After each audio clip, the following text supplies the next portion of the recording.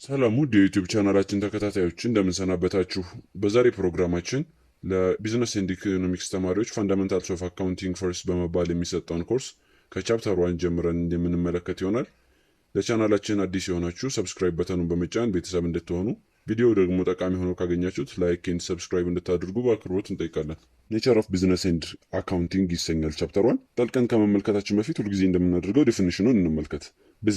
ቢዝነስ ማለት ትርፍን ለማግኘት የተቋቋመ ተቋም ማለት ነው። ኦር ፕሮፊትን አርን ለማድረግ ኤስታብሊሽ ያደረገ ኦርጋናይዜሽን ቢዝነስ ይባላል። ትርፍ ደግሞ ማለት ወይንም ፕሮፊት ማለት ከምናገኘው ገቢ ወጪያችንን ቀንሰን የሚቀረው ፕሮፊት ይባላል ወይም ትርፍ ይባላል። ኦር በእንግሊዝኛ ሬቨኒው ማይነስ ኤክስፔንዲቸር ፕሮፊት ይባላል። ቢዝነስ ሴክተርስ ምናልባት ከሶል ፕሮፕራይተርሺፕ ወገን ሊመደቡ ይችላሉ። አሊያም ደግሞ ሰፋ ብሎ ኢንተርናሽናል ኮርፖሬሽን ድረስ ደረጃም ሊደረስ ይችላል። እነዚህ ሶል ፕሮፕራይተርሺፕ ኤንድ ኢንተርናሽናል ኮርፖሬሽን በኋላ በደንብ የምንመለከት ይሆናል። ታይፕስ ኦፍ ቢዝነስ ዜር አር ስሪ ታይፕስ ኦፍ ቢዝነስ። ሰርቪስ ጊቪንግ ቢዝነስ ምንላቸው አሉ፣ መርቻንዳይዚንግ ቢዝነስ ምንላቸው አሉ፣ ማኒፋክቸሪንግ ቢዝነስ ምንላቸው አሉ። እነዚህን ልዩነታቸውን ለመመልከት ያክል ሰርቪስ ጊቪንግ ቢዝነስ ምንላቸው አገልግሎት ላይ ትኩረታቸውን ያደረጉ የቢዝነስ ሴክተሮች ናቸው። ማለትም ለሰው ልጆች አገልግሎት የሚሰጡ እንደ ኤርላይንስ፣ ትራንስፖርቴሽን ሴክተር በአጠቃላይ ሆስፒታልስ፣ ኤዱኬሽናል ሴንተርስ፣ እነዚህ ከሰርቪስ ጊቪንግ ቢዝነስ ነው የምንመድባቸው። ምክንያቱም የሚያመርቱት ምርት በእጅ የሚዳሰስ አይደለም፣ ነገር ግን ለሰው ልጅ አገልግሎት ይሰጣሉ። ይህ አገልግሎት ሰርቪስ ጊቪንግ ቢዝነስ ይባላሉ፣ አገልግሎት የሚሰጡ ተቋማት። መርቻንዳይዚንግ ቢዝነስ ደግሞ የምንላቸው የተመረተ ምርትን ገዝተው ለሰዎች የሚያደርሱ የሚሸጡ ናቸው። እነዚህ ምናልባት አከፋፋይ ልንላቸው እንችላለን፣ ወይም ደግሞ በችርቻሮ የሚሸጡ ከመርቻንዳይዝ ቢዝነስ ጎራ ይመደባሉ። እንደ ኤግዛምፕል ለመጥቀስ ያክል ዋልመርት፣ ዛሬ ላይ የአማዞን ገበያ እንዲሁም አሊባባ፣ እንደነዚህ አይነቶቹ መርቻንዳይዝ ቢዝነስ ሴክተርስ የምንላቸው ናቸው። ማኒፋክቸሪንግ ቢዝነስ ደግሞ የምንላቸው ምርትና ምርታማነት ላይ ትኩረታቸውን አድርገው የሚሰሩ ተቋማት ናቸው። ለምሳሌ ያክል የመኪና አምራች ተቋማቶች፣ በአጠቃላይ የኮምፒውተር አምራች፣ የስልክ አምራች እነ ሳምሰንግ፣ አፕል የምንላቸው ከማኒፋክቸሪንግ ሴክተር ነው የሚመደቡት። ምክንያቱም ኢንፑትን ወስደው ወደ አውትፑት ኮንቨርት ስለሚያደርጉ ማለት ነው። ሶስቱን ሲሚላር የሚያደርጋቸው ነገር ቢዝነስ ሴክተር መሆናቸው ነው። ዊች ሚንስ ኢኒሺየት ያደረጉት የተቋቋሙት ኢን ኦርደር ቱ ጌን ፕሮፊት ወይም ደግሞ ትርፍን ለማግኘት መሆኑ ሲሚላሪቲያቸው ነው ማለት ነው። ፎርምስ ኦፍ ቢዝነስ የቢዝነስ አይነቶችን እንመለከታለን። አሁን ደግሞ ቤዝድ ኦን ኦነርሺፕ ቢዝነስ ካን ቢ ክላሲፋይድ አስ ፎሎውስ። በኦነርሺፕ ወይም ደግሞ ከባለቤትነት ከባለ ንብረትነት አኳያ ቢዝነስን ለሶስት እንከፍለዋለን። ፎርምስ ኦፍ ቢዝነስ ያልነው ይህንን ነው። አንደኛው ሶል ፕሮፕራይተርሺፕ ይባላል። ሶል ፕሮፕራይተርሺፕ ቢዝነስ የሚባለው ባለቤቱ አንድ ሰው ነው። በዚህኛው ቢዝነስ ስር ጄነራሊ ኦንድ ባይ ዋን ፐርሰን፣ አንድ ግለሰብ የዚህ ቢዝነስ ባለቤት ነው ወይም ደግሞ ባለንብረትነቱ የአንድ ግለሰብ ይሆናል ማለት ነው። ከዚህም በተጨማሪ ይሄ ግለሰብ ለሚያተርፈው ትርፍ እንዲሁም ደግሞ ለሚደርስበት ኪሳራ ሙሉ ለሙሉ ኃላፊነቱን ይወስዳል። ትርፍ ሲያተርፍ ሙሉ ለሙሉ የሱ ነው። ኪሳራም ደግሞ ሲከስር ያን ያህል ሙሉ ለሙሉ እሱ ነው የሚከስረው። ላይቢሊቲ ሊሚትድ ላይፍ ነው ያለው። ይህ ቢዝነስ የግለሰቡ ህይወት ላይ የተመረኮዘ ነው። ማለት ይህ ግለሰብ ምናልባት በህይወት ባይኖር የዚህ ቢዝነስ ህልውና ይቀጫል ማለት ነው። ምክንያቱም ይሄ ግለሰብ ነው ቢዝነሱን ራን የሚያደርገው። ኦር ደግሞ ኪሳራ ቢደርስበት ያን ያህል ነው፣ ቢዝነሱ ሊቋረጥ ይችላል። ሊሚትድ ላይፍ ነው ያለው። ዘ ኦነር ኢዝ ፐርሰናሊ ላያብል ፎር ኦል ዴቢትስ፣ ለእያንዳንዱ ዕዳ ግለሰቡ ተጠያቂ ይሆናል። ማለትም ምናልባት የቢዝነሱ ቢከስር እንኳን የቢዝነሱ ዕዳ ወደ ግለሰቡ ሀብት ድረስ ሊመጣ ይችላል።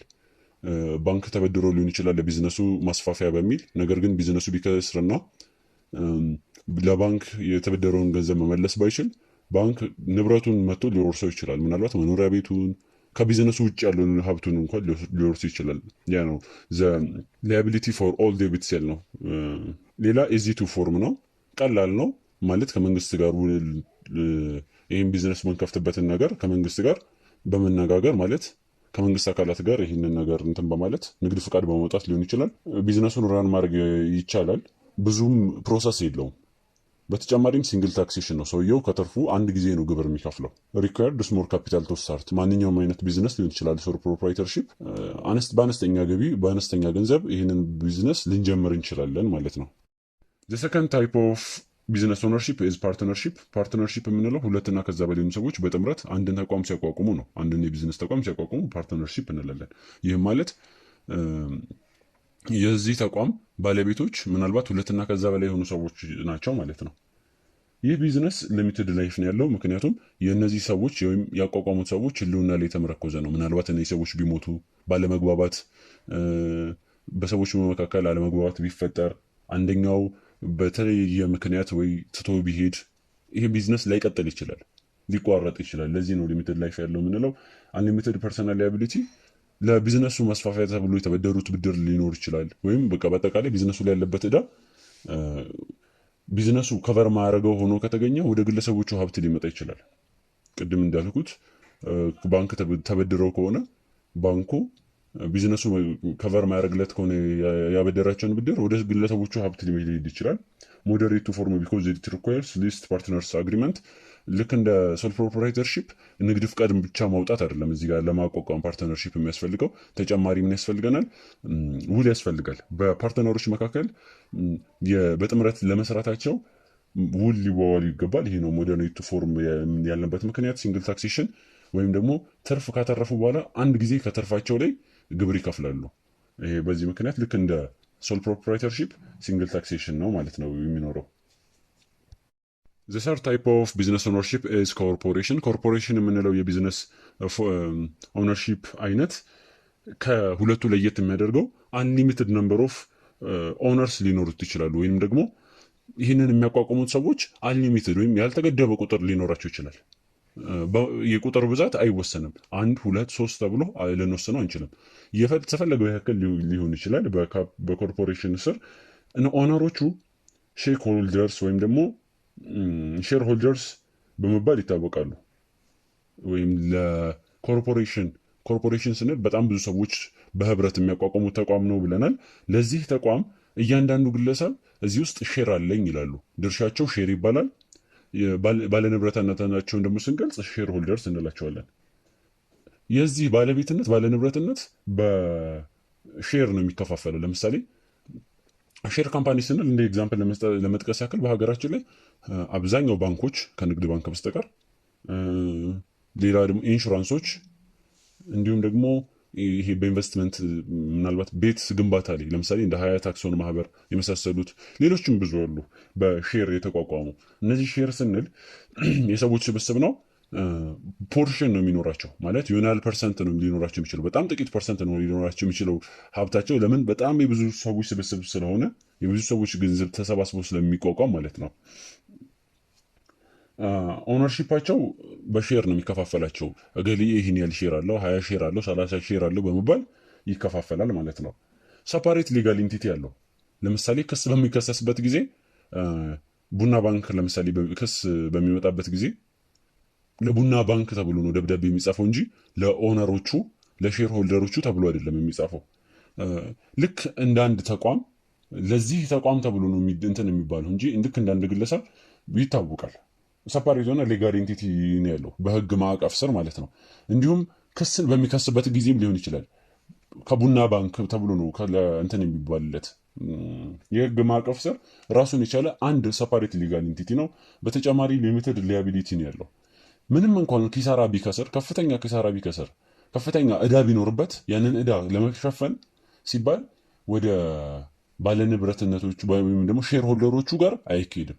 ሼር ሆልደሮቹ ሰፓሬት ሌጋል ኢንቲቲ ያላቸው ማለት ራሳቸውን ሊከሰሱ አይችሉም። በሼር ህግ ራሱ ተቋሙ ሊከሰስ ይችል ይሆናል እንጂ ሼር ሆልደሮቹ አይከሰሱም። ወይም ደግሞ ሼር ሆልደሮቹ ያላቸው ንብረት ተወስዶ ላለበት ዕዳ ተቋሙ ላለበት ዕዳ እንዲከፍል አይገደድም ማለት ነው። there is also federal and local regulation that must follow።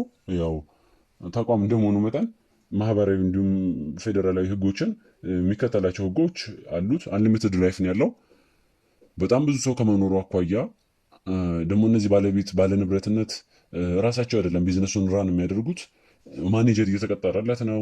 የነዚህ ሰዎች መኖር አለመኖር የቢዝነሱ ላይፍ እንትን አይለውም። ቢዝነሱ ምናልባት ሰዎቹ ቢኖሩም ባይኖሩም ቀጣይነት ይኖረዋል ማለት ነው። ደብል ታክሴሽን የምንለው ግብር የሚከፍለው አንደኛ ከትርፉ ላይ ነው። የመጀመሪያ ግብር የሚከፍለው ከትርፉ ላይ ግብር ይከፍላል። ሁለተኛ ደግሞ ካተረፈው ትርፍ ላይ ብቻ ሳይሆን ትርፉን ሲጋራም ማለት ለሼሮቹ በምናከፋፈልበት ጊዜ ከእንደገና ሁለተኛ ጊዜ ይቆረጣል ግብር ማለት ነው በሼር ሆልደር ህግ። ለምሳሌ ቡና ባንክ ሼር ያለው ሰው ካለ ቡና ባንክ አመታዊ ገቢው ተሰልቶ ከትርፉ ላይ መንግስት መጀመሪያ ትርፍ ይወስዳል። ከዛ ለሼሮቹ በሚያከፋፍልበት ጊዜ ለሰውየው ደግሞ ከሚደርሰው ላይ ከእንደገና ግብር ይከፍላል እና ከሶል ፕሮፕራይተርሺፕ እና ከፓርትነርሺፕ በተለየ ደብል ታክሴሽን በኮርፖሬሽን ላይ እናገኛለን ማለት ነው። አካውንቲንግ Accounting is an information system that identifies, records, and communicates the economic events of an organization to interested users ብለን ዲፋይን እናደርገዋለን። አካውንቲንግ የምንለው የአንድ ኦርጋናይዜሽንን ኢኮኖሚክ ኢቨንቶች በደንብ እዚህ ጋር ሂስቶሪካል ኢቨንት አይደለም፣ ኢኮኖሚክ ኢቨንትን ሪከርድ የሚያደርግ የሚመዘግብ ነው። አካውንቲንግ ማለት ሪከርድ ብቻ አይደለም፣ አይደንቲፋይ ያደርጋል፣ ይለያል። እሱ ብቻ አይደለም፣ ኮሚኒኬት ያደርጋል። ለሌሎች ተቋማት ሊሆን ይችላሉ፣ ለመንግስት አካላት ሊሆን ይችላል። ይህንን ማሳወቅ በሚኖርበት ጊዜ ለማሳወቅ ምቹ እንዲሆን አድርጎ ይሰራል። ሪካርዲንግ ብቻ አይደለም፣ በኋላ በደንብ የምንመለከተው እንችላለን እንትናለን። የራሱ የሆኑ ፕሮሰሶች አሉት።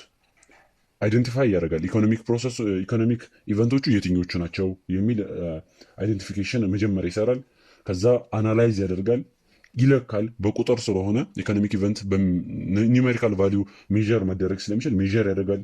ዘን ሪካርድ ይደረጋል፣ ይመዘገባል። ከተመዘገበ በኋላ ክላሲፋይ ይደረጋል። ክላሲፋይ ሲደረግ በደንብ በጥልቀት በአካውንቲንግ ውስጥ ስንገባ ምናልባት ወጪ ነው ገቢ ነው፣ ገቢ እስከሆነ ከየትኛው ፓርቲ የገባ ገቢ ነው፣ ወጪ እስከሆነ ለምን የወጣ ወጪ ነው የሚሉ እንደዚህ የመሳሰሉ ነገሮች አሉት። በደንብ ወደ ቀጣዮቹ ዩኒቶች በምንገባበት ጊዜ በዝርዝር የምንመለከት ይሆናል። ክላሲፋይ ያደርጋል፣ ሰመራይዝ ያደርጋል፣ አሳጥሮ ያስቀምጣል። ዘን ኮሚኒኬት ለማድረግ እንዲመቸው ሪፖርት ያደርጋል። ሪፖርቲንግ የሚባል ስቴጅ ያለው ሪፖርቲንግ ለአካውንቲንግ ተማሪዎችና ለአካውንቲንግ እውቀት ላላቸው ብቻ አይደለም፣ ሌሎችም ማቴማቲካል እውቀት ያላቸው እንዲረዱት ለማድረግ ኢንተርፕሬት መደረግ መቻል አለበት፣ መገለጽ መቻል አለበት። ፋይናንሻል ኢንፎርሜሽኑን በእንደዚህ አይነት ሁኔታ ይገልጻል ማለት ነው። አካውንቲንግ በሌላ አገላለጽ የቢዝነስ ቋንቋ ነው ማለት ይቻላል። ምክንያቱም ኢኮኖሚክ ኢቨንቶችን ከየትኛውም ዓለም ላይ ያሉ ሰዎች ሊግባቡበት ይችላሉ። ለምሳሌ አካውንቲንግ ዛሬ ኢትዮጵያ ውስጥ ካልኩሌት የተደረገ አካውንታንት መጥቶ ወይም ደግሞ ማቴማቲክስ እውቀት ያለው አንድ ከሌላ ሀገር የመጣ ግለሰብ አንብቦ ሊረዳው ይችላል ማለት ነው። ራሱን የቻለ ቋንቋ ነው ልንል እንችላለን። አካውንቲንግ ላንጉዌጅ ነው ስንል ለካምፓኒዎች የአንድን ካምፓኒ ኢንፎርሜሽን ፋይናንሻል ኢንፎርሜሽን ለሌሎች ለሚፈልጉ ለምሳሌ ኢንቨስተርስ፣ ክሬዲተርስ፣ አበዳሪዎች፣ ገቨርንመንት ሊሆን ይችላል። ለነዚህ ፋይናንሻል ኢንፎርሜሽኑን ኤክስቼንጅ ማድረግ ይችላል። በእነዚህ ሊግባቡበታል፣ ማግባባት ይችላል ማለት ነው። ቀጥታ የፋይናንሻል ስቴትመንቱን በመመልከት ወይም የተሰራውን አካውንቲንግ መጨረሻ ላይ የተሰራውን በመመልከት ይሄ ተቋም ምን ደረጃ ላይ ነው ያለው፣ ብናበድረው አትራፊ ነው ይመልስልን ይችላል፣ ብንቀላቀለው እኛስ እናተርፋለን የሚሉ ነገሮችን ሊያግባባቸው ይችላል። የራሳቸውን ውሳኔ እንዲወስኑ በቀላሉ ያስረዳል። እንደዚህ ነው አካውንቲንግ ኢዝ አ ላንጉዌጅ ያለው። ሌላኛው ደግሞ ፋይናንሻል ኢንፎርሜሽን ስንል ሪፈርስ ቱ ኳንቲቴቲቭ ኢንፎርሜሽን ኤክስፕረስድ ኢን ሞኔታሪ ተርም ማለት ነው። በገንዘብ ደረጃ በጥሬ ገንዘብ ስንል በቁጥር ልንለካው የምንችለው ነው። በገንዘብ ሊለካ የሚችል ነው ፋይናንሻል ኢንፎርሜሽን የምንለው። ጄነራሊ አካውንቲንግ ኢንቮልቭስ ዘ ፎሎዊንግ ስቴፕስ። እነዚህን ደረጃዎች አካውንቲንግ ይከተላል። አንደኛው አይደንቲፋይንግ ነው። አይደንቲፋይንግ ስንል ቅድም ያልኩት ነገር አለ። ኢንፎርሜሽኖች ይኖራሉ በአንድ ተቋም ውስጥ። ኢንፎርሜሽኖቹ ግን ምን አይነት ኢንፎርሜሽኖች ናቸው የሚለውን ነው የሚለየው። እዚህ ፋይናንሻል ኢንፎርሜሽን ኦር ሂስቶሪካል ኢንፎርሜሽን ነው፣ ይሄ ፖለቲካል ነው። እነዚህን ይለይና ፋይናንሻል ኢንፎርሜሽን የሆኑትን በኳሊቴቲቭ ወይም ደግሞ በቁጥር ልንገልጸው የምንችለውን የመጀመሪያው ስቴፕ ላይ ይለያል። ሊመዘገቡ የሚችሉትን ማለት ነው። ኤክስፕረስድ ኢን ተርምስ ኦፍ መኒ ሊሆን የሚችለውን ይለያል በአይደንቲፊኬሽን ስቴፕ። አናላይዝ ኤንድ ሜዥር የሚለው ደግሞ ቀጣይ ስቴፕ ነው። ይመለከትና ይለካዋል። ምንድን ነው ይሄኛው ትራንዛክሽን በኔጌቲቭ ነው መመዝገብ ያለበት ኦር በፖዚቲቭ ሳይድ ነው መመዝገብ ያለበት? አሴት፣ ላያቢሊቲ፣ ካፒታል፣ ሬቨኒው፣ ኤክስፔንዲቸር በሚል ነው መመዝገብ ያለበት? በእነዚህ በተለያዩት የትኛው ነው የሚመዘገበው የሚለውን ይመለከታል። ወጪ ነው፣ ገቢ ነው፣ ሀብት ነው፣ ግዢ ነው የመሳሰለውን ወይም ደግሞ ካፒታላችን ጨመረ ቀነሰ የሚለውን የሚመለከትበት ነው። አናላይዝ ኤንድ ሜዠሪንግ ምንለው ማለት ነው። ሪካርዲንግ ደግሞ ወረቀት ላይ የሚያሰፍርበት ነው። አሁን ቅድም አናላይዝ ኤንድ ሜዠር ካደረገ በኋላ ከለየ በኋላ ሪካርድ ያደርጋል። ዘንድ ክላሲፋይ ያደርጋል፣ በግሩፕ ያስቀምጣቸዋል። ሚኒንግፉል እንዲሆን ትርጉም ያዘለ እንዲሆን ክላሲፋይ ይደረጋል። አፍተር ዛት ሰመራይዚንግ ስንል ጋዘር ያደርጋቸዋል። መደመር ያለባቸው ይደመራሉ፣ መቀነስ ያለባቸው ይቀነሳሉ። ምን ለማድረግ ነው? ቀለል ለማድረግ ማለት ነው። አስፈላጊ ኢንፎርሜሽኖችን ለማስቀመጥ ዘን ሪፖርት ያደርጋል። በሪፖርቲንግ ስቴጅ ላይ ማንኛውም ሰው መጥቶ አንብቦ ሊረዳ እንዲችል ተደርጎ ይቀመጣል። የመጨረሻው ስቴፕ ኢንተርፕሬቲንግ ይባላል። ይሄ ማብራሪያ የምንሰጥበት ነው። ለምሳሌ ሪፖርት ከቀረበ በኋላ ሪፖርቱን ተመልክተን ኢኮኖሚ ግሮዝ ነው ያለው በዚህ ቢዝነስ ሴክተር ወይም በዚህ ቢዝነስ ኢንስቲትዩሽን ኢኮኖሚ ግሮዝ ነው የተመዘገበው፣ ሎስ ነው ያለው፣ ሎስ ከሆነስ በምን ምክንያት ነው፣ ኢኮኖሚ ግሮዝ ከሆነስ በምን ምክንያት ነው፣ እንዴት ብናደርግ የተሻለ እድገት ልናመጣ እንችላለን የሚለውን ነገር የራሳችን ዲሲዥን ሜክ እንድናደርግ አንደርስታንደብል በሆነ መንገድ ሪፖርቲንግ ላይ ስላስቀመጠልን እዚህኛው የራሳችንን አረዳድ ይዘን ልንሄድ እንችላለን ማለት ነው። አንድ አካውንታንት ማለትም አካውንቲንግ የአካውንቲንግ ሙያ ክህል ያለው ሰው ስኪል ይሄ የዚህ ክህል ያለው ሰው አካውንታንት ይባላል። አንድ አካውንታንት ኢንፎርሜሽን ፕሮቫይድ ለማድረግ ወይም መረጃ ከመስጠቱ በፊት መጀመሪያ ማድረግ የሚጠበቅባቸው ነገሮች አሉ። እነዚህ ለመመልከት ያክል መጀመሪያ ይሄ ግለሰብ ማን ነው፣ የድርጅታችን አባል ነው ወይንስ ከድርጅቶችን ውጭ ያለ ሰው ነው የሚለውን መለየት መቻል አለበት። ይህም ማድረግ የሚጠበቅበት ከድርጅቱ ውጭ ለሌሎች ፕሮቫይድ መደረግ የሌለባቸው ኢንፎርሜሽኖች ሊኖሩ ይችላሉ። ፎር ኤግዛምፕል ለኮምፒታንት ሊሆን ይችላል፣ ለተፎካካሪ ድርጅቶች ያንን ኢንፎርሜሽን ካገኙ ምናልባት እነዚህ ላይ ሌላ አድቫንቴጅ ሊያገኙ ስለሚችሉ እንደነዚህ አይነት ኢንፎርሜሽኖች መደበቅ ሊኖርባቸው ስለሚችል ከድርጅቱ ውጭ ሌላ ማንም ማወቅ ላይ ሊኖርበት ስለሚችል ይህንን ቀድሞ መለየት መቻል አለበት። ሌላ ደግሞ ምን አይነት ኢንፎርሜሽን ነው የሚፈለገው የሚለውን ማወቅ መቻል አለበት። ሰውየው የፈለገው ምን አይነት ኢንፎርሜሽን ነው? ትርፍ ነው? ፕሮፊት ኢንፎርሜሽን ነው የፈለገው? ሊያቢሊቲ ኢንፎርሜሽን ነው ወይንም ያለብንን ዕዳ ነው? የመሳሰለውን ነገር መለየት መቻል አለበት። ከዛ የሰውየውን ፍላጎት ለማሟላት ዲዛይን ማድረግ መቻል አለበት ኢንፎርሜሽኑን። ሪካርድ ኢኮኖሚክ ዳታስ አባውት ቢዝነስ አክቲቪቲስ ኤንድ ኢቨንትስ ሪካርድ የሚያደርገው ቢዝነስ አክቲቪቲ ላይ ሊሆን ይችላል። ለምሳሌ ይሆናልም ትራንዛክሽን ግዢና ሽያጭ ላይ ለምሳሌ ይሄ ጆርናል እንለዋለን። በዩኒቱ በደንብ የምንመለከተው ይሆናል።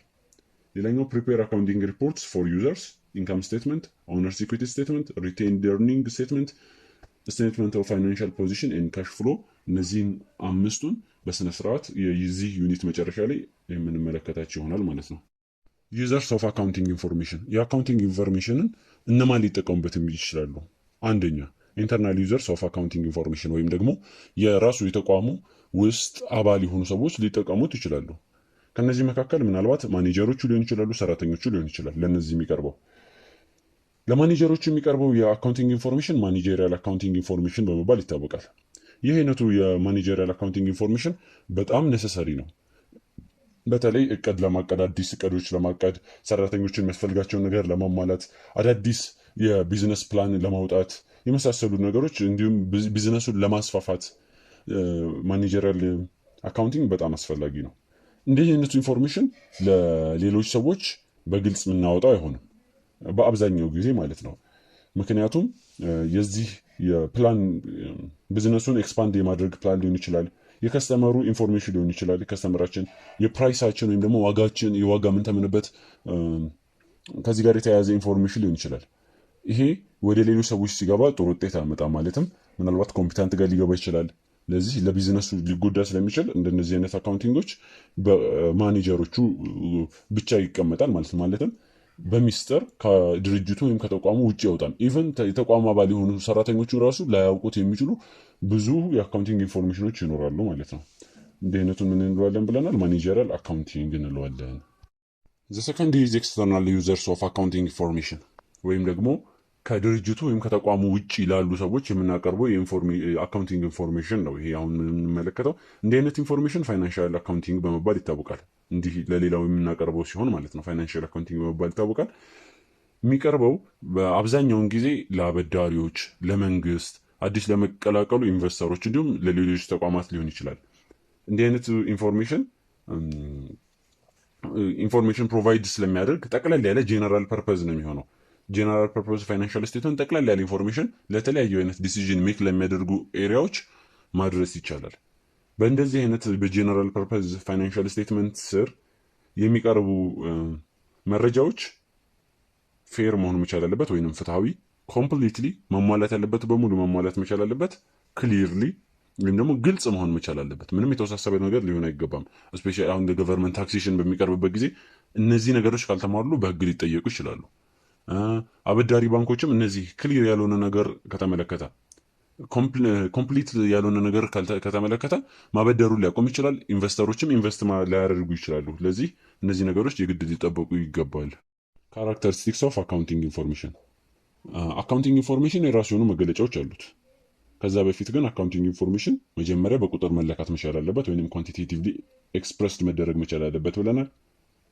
እንዲሁም ደግሞ ዩዝፉል ፎር ዲሲዥን ሜኪንግ አካውንቲንግ መሆን መቻል አለበት።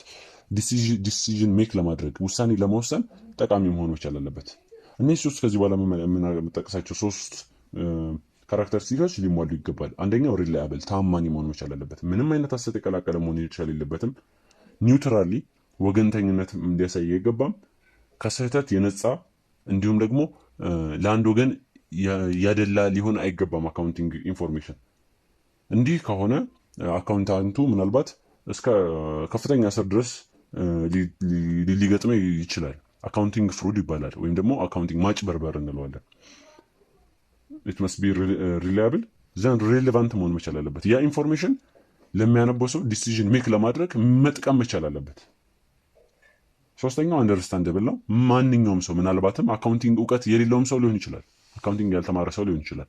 ትንሽ የማንበብና ቁጥርን የመረዳት ችሎታ ካለው ሊረዳው በሚችልበት መንገድ ሊቀርብ ይገባል።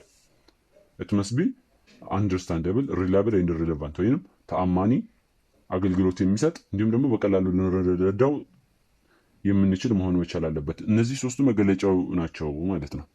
ዘ ሮል ኦፍ አካውንቲንግ ኢን ቢዝነስ፣ ወይም ደግሞ አካውንቲንግ በቢዝነስ ውስጥ ምን አይነት ጥቅሞች ይሰጣል የሚለውን እንመለከታለን። በእርግጥ እነዚህ ጥቅሞቹ ከዚህ በኋላ በአካውንቲንግ ትምህርታችሁ እየቀጠላችሁ በምትመጡበት ጊዜ በደንብ ግልጽ እየሆነላችሁ ይመጣል።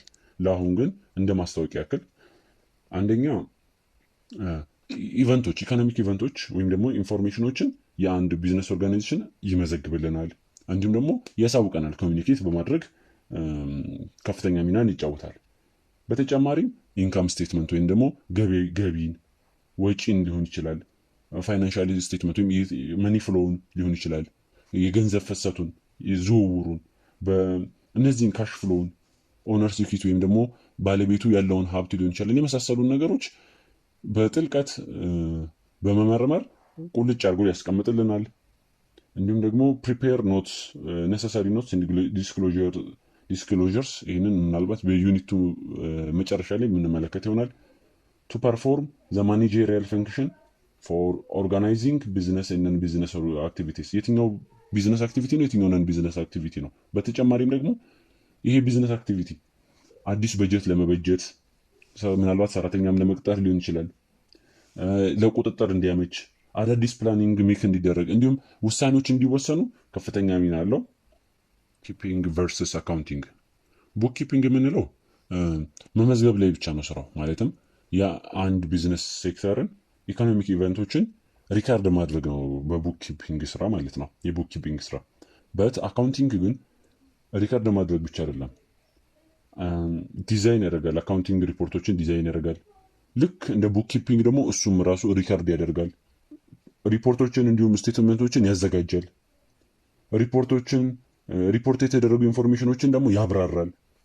በተጨማሪም ደግሞ ሪቪው ያደርጋል። አኪዩሬሲያቸውን ትክክል ነው አይደለም አናላይዝ ያደርጋል፣ ሪቪው ያደርጋል። ሪቪው ኦፍ ሪከርድስ። እነዚህ ሁሉ የአካውንታንት ስራ ነው እና በአብዛኛው ጊዜ ሰዎች ምን ሲሉ ይደመጣሉ? አካውንቲንግ ሪከርድ ማድረግ ብቻ ነው ሲሉ ይደመጣሉ። ነገር ግን ቡክ ኪፒንግ የአካውንቲንግ አንዱ ዘርፍ ነው፣ የአካውንቲንግ አንዱ ስራ ነው ልንል እንችላለን። ኦፖርቹኒቲስ ኦፍ አካውንታንትስ ወይም ደግሞ በአካውንቲንግ የተመረቁ ሰዎች ምን አይነት የስራ እድል ሊገጥማቸው ይችላል የሚለውን እንመለከታለን። አካውንታንት ስንል በዓለማችን ደረጃ ስኪል ቤዝድ የሆነ ሙያ ነው። አካውንቲንግ በራሱ በዓለማችን በማንኛውም ቦታ ላይ ተፈላጊ ነው። ከተፈላጊነቱ አኳያ ምናልባት ቢዝነስ ባለበት ቦታ ሁሉ፣ ኢኮኖሚክ ትራንዛክሽን ባለበት ቦታ ሁሉ አካውንታንት የግድ ያስፈልጋል። ዓለማችን ላይ አካውንታንት ማይኖርበት ማያስፈልግበት የትኛውም ቦታ የለም። ዛሬ ላይ ከፍተኛ የሆነ የአካውንታንት ቁጥር ያስፈልገናል። ምክንያቱም ኦን የተደረጉ ቢዝነሶች በጣም ብዙ ናቸው። እነዚህ በራሳቸው በጣም ብዙ የስራ እድል ይዞ ይመጣሉ። እያንዳንዱ ቢዝነስ አካውንታንት ስለሚያስፈልገው ማለት ነው። ምን አይነት ስራ ሊሰሩ ይችላሉ ከተባለ ለሁለት እንከፍሏለን። በግል ዘርፍ ሊሰሩ ይችላሉ፣ አሊያም ደግሞ በማህበረሰብ በማገልገል ወይም ደግሞ ፐብሊክ አካውንቲንግ በሚለው ሊሰሩ ይችላሉ። ፕራይቬት አካውንቲንግ የምንላቸው ምናልባትም እነዚህ ግለሰቦች በተቋም ተቀጥረው በግለሰብ ተቋም ተቀጥረው የተለያዩ አይነት ስራዎች ሊሰሩ ይችላሉ። ለምሳሌ ሳለሪን ካልኩሌት እያደረጉ ሳለሪ እንዲከፈል፣ ፔሮል እንዴት እንደሚከፈል እሱን ካልኩሌት እያደረጉ ማለትም ጡረታ፣ በጀት አናላሲስ ላይ ከፍተኛ ቢሮዎች ላይ ልክ እንደ ኢኮኖሚክ ኢንተርፕሬት በማድረግ የተለያዩ ስራዎችን ለመስራት ይችላሉ ማለት ነው። ፋይናንሻል ማኔጀር ሊሆን ይችላሉ፣ ሰርቲፋይድ ማኔጀር አካውንታንት ሊሆን ይችላሉ። ውስጥ ድርጅት ውስጥ ምን ያህል ገንዘብ ወጣ ገባ የሚለውን የሚቆጣጠር ሰው ያስፈልጋል። ኢንተርናል ኦዲተር በመሆን ሊሰሩ ይችላሉ። የተለያየ ስራ ሊኖራቸው ይችላል በግል ተቀጥረው ማለት ነው። እያንዳንዱ በተለይ ትልልቅ ካምፓኒዎች ያለ አካውንታንት አይሰሩም፣ ኢኮኖሚክ ትራንዛክሽናቸውን ለማወቅ ስለሚረዳቸው ማለት ነው። የራሳቸውን አካውንታንት ይቀጥራሉ። እነዚህ አንደር ፕራይቬት አካውንቲንግ የሚሰሩ የአካውንቲንግ ዘርፍ ልንል እንችላለን። ፐብሊክ አካውንቲንግ ደግሞ የምንላቸው እነዚህ በፊ ቤዝድ ወይም ደግሞ በደሞዝ የሚሰሩ ሲሆኑ ቀጥታ ከመንግስት ጋር ተያያዥነት ያለው ለምሳሌ እንደ ግብር፣ ከፍተኛ አማካሪዎች ጀነራል ኮንሰልታንት ሰርቪስ፣ እንዲሁም ደግሞ ኦዲተሪ ሰርቪስ ወይንም ኦዲት በማድረግ ስራ ላይ ሊሰሩ ይችላሉ ማለት ነው። ጀነራል ታክስ ስንል ሁሉም ቢዝነስ ኦን ያደረገ ሰው ታክስ ይከፍላል። ለምሳሌ በሀገራችን ህግ ምናልባት አንዳንድ ሴክተሮች በዛ በኩል ስፋት እድገት እንዲኖር በሚል ታክሴሽን ማይቆረጥባቸው ሊኖሩ ይችላሉ። ምናልባት የገቨርንመንት አዳዲስ እዚህ ቦታ ላይ ሰው ስራ እንዲሰራ ፈልጋሉ ብሎ ሲል ምናልባት ኦፖርቹኒቲ ካልሰጠ በስተቀር አብዛኛው ክፍል ታክስ ከፋይ ነው። ይሄ ታክስ ከፋይ ክፍል ደግሞ የግድ ታክስ ካልኩሌት የሚያደርግላት አካውንታንት ያስፈልገዋል። ፐብሊክ አካውንቲንግ በዚህ ዘርፍ የሚሰሩ ሰዎች ሊሆን ይችላሉ። እንዲሁም የተሰራን አካውንቲንግ ተሰርቶ ግብር ተከፍሎ ካለቀ በኋላ የከፈለው ግብር ምን ያህል ፍትሐዊ ነው የሚለውን ደግሞ ኦዲት የሚያደርጉ ሰዎች ይኖራሉ። እነዚህም በፐብሊክ አካውንቲንግ ስር ያሉ ሰዎች ናቸው ማለት ነው። ይህንን ካልን አካውንታንት በአካውንቲንግ የተመረቁ ሰዎች እንደ እውነቱ ለመናገር ብቃቱ ካላቸው የማይፈልጉበት ቦታ አለ ለማለት ይከብዳል። ምክንያቱም በየትኛውም ዘርፍ በሀገር በትልቅ ተቋማት ብንል፣ የመከላከያ ሰራዊት ብንል፣ የሕክምና ተቋማት ሆስፒታሎች ብንል፣ እንዲሁም የመገናኛ ብዙሃን ሬዲዮ፣ ቴሌቪዥን፣ የተለያዩ ትልልቅ ተቋማት ኢቨን ባንኮችማ መኖሪያ ቤታቸው ነው ማለት ይቻላል። የተለያዩ ትልልቅ ተቋማት አካውንታንትን ይፈልጋሉ። ኢቨን ትንንሽ ስሞል ተቋማት እንኳን የምንላቸው የተለያዩ ሰፈር ላይ ሱቆች ግብር ሲከፍሉ የግድ አካውንታንት አናሊሲስ መስራት መቻል አለበትና አካውንታንት የማይፈለግበት ቦታ የለም ለማለት እንችላለን። ሮል ኦፍ ኤቲክስ ኢን አካውንቲንግ ኢን ቢዝነስ፣ ያው ስነ ምግባር በማንኛውም ዘርፍ አስፈላጊ ነው። አካውንቲንግ ደግሞ በተለየ ሁኔታ በስነ ምግባር የታነጹ አካውንታንቶች ሊያወጣ ይገባል። ማለትም አካውንታንቶች በስነ ምግባር የታነጹ ሊሆኑ ይገባል። ስነ ምግባር ስንል የባህሪያችን ጥሩ ስነ ምግባር ይዘው ሊቀጥሉ ይገባል በባህሪያቸው የሚል እምነት ነው ያለው። ይህ ካልሆነ ግን መንግስትም የራሱን የሆነ እርምጃ ይወስዳል። ምክንያቱም ቅድም እንደተነጋገር ነው አካውንቲንግ ኢንፎርሜሽን መስት ቢ ሪሌቫንት፣ ሪላያብል ኤንድ ኢዚ ቱ አንደርስታንድ ነው ያልነው። ሪሌቫንት ሊሆን የሚችለው ጠቃሚ ሊሆን የሚችለው በስነ ስርዓት በትክክለኛ ሲሰራ ነው። ሪላያብል ሊሆን የሚችለው በተአማኒነት ሲሰራ ነው። እነዚህ ሁለቱ ነገሮች የግድ አስፈላጊ ናቸው። ለሁለቱ ስነ ምግባር አስፈላጊ ነው። ምናልባት አሉ አካውንታንት ሆነው የተሳሳተ የተለየ ገንዘብ እንትን በማለት የራሳቸው ጥቅም ምናልባት አጭበርባሪዎች ማለት ነው። አካውንቲንግ ፍሩድ በመባል ይታወቃል። እንደዚህ አይነት ማጭበርበር እንደነዚህ አይነት ትክክለኛ መረጃ ካልቀረበ ሰዎችም ኢንቨስት ለማድረግ አይፈልጉም እዛ ተቋም ላይ። ሌሎችም አበዳሪ ተቋማትም ብድር ለመስጠት ፈቃደኛ አይሆኑም። አካውንቲንግ ፍሩድ የሚፈጽሙ ሰዎች በህግ ከስራ ገበታቸው ሊባረሩ ይችላሉ፣ ሊቀጡ ይችላሉ፣ ሊታሰሩ ይችላሉ። ከፍተኛ የሆነ ቅጣት ሊመጣባቸው ይችላል። this ethics violation leads to fine, firing and lawsuit ማለት ነው። ለምሳሌ አንድ የአሜሪካን ቢዝነስ ተቋም እንውሰድ። አሜሪካን ኢንተርናሽናል ግሩፕ ይባላል። ይህ ተቋም ፋይናንሻል ፐርፎርማንሱን ኢንፍሌት አድርጎ ወይም ደግሞ የሌለውን አለኝ ብሎ በአካውንቲንግ ኢንፎርሜሽን አቀረበ፣ የራሱን ጥቅም ለማግኘት ማለት ነው። ይህ ሲታወቅበት ግን 126 ሚሊዮን የአሜሪካ ዶላር ነው የተቀጣው። አካውንቲንግ ፍሩድ ከፍተኛ የሆነ ቅጣት ያስቀጣል ማለት ነው። እና ሰዎች በአካውንቲንግ ፍሩድ ውስጥ ከተገኙ ከፍተኛ እስር ሊገጥማቸው ይችላል።